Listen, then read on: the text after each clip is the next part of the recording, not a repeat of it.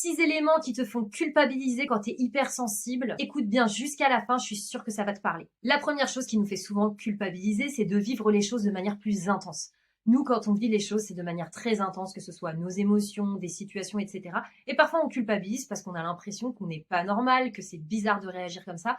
Mais t'as pas à culpabiliser, c'est juste que tu es différente, que tu vis les choses différemment et c'est ok. La deuxième chose, c'est d'avoir des besoins qui sont différents des autres. On a besoin plus souvent de s'isoler, on a besoin plus souvent d'évacuer nos émotions. C'est ok, c'est normal. Encore une fois, c'est parce que notre cerveau fonctionne différemment de la moyenne des gens. Et ces besoins-là, ils sont fondamentaux pour qu'on garde notre équilibre et qu'on se sente bien, en fait. La troisième chose, c'est le fait parfois de souffrir d'une chose que les autres ne comprennent pas. Donc parfois, on va culpabiliser parce qu'on va se dire, bah, c'est bizarre, pourquoi moi j'en souffre, les autres non. Peut-être que je ne devrais pas en souffrir comme ça, c'est peut-être pas normal, c'est peut-être bizarre. Encore une fois, c'est pas anormal, c'est pas bizarre, c'est juste qu'on a un fonctionnement qui est différent. On prend les choses beaucoup plus à cœur, on est beaucoup plus touché parce qu'on vit des émotions intenses. Donc du coup, faut pas culpabiliser, c'est tout à fait normal. La quatrième chose, c'est de pas toujours être positif, d'avoir des moments où même on peut être déprimé.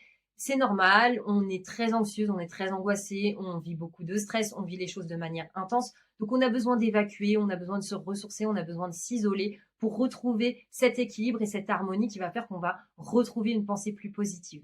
D'ailleurs, si tu as besoin de clés pour mieux comprendre et mieux vivre ton hypersensibilité, j'ai créé un e-book qui est gratuit. Écris-moi juste le mot e-book dans les commentaires et je t'enverrai le lien. La cinquième chose, c'est de mettre du temps à s'en remettre. Parfois, on culpabilise parce qu'on met du temps à se remettre de certains événements, de certaines situations, de certaines choses qui sont intervenues dans notre vie.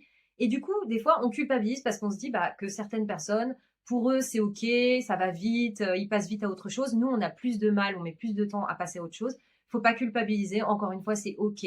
On a le droit d'aller à notre rythme, on a le droit de prendre notre temps parce qu'on vit les choses de manière différente. Et la dernière chose, c'est d'avoir des moments de peur et de doute, beaucoup plus souvent, je pense, que la moyenne des gens. C'est pareil, ça fait partie de notre neuroatypie.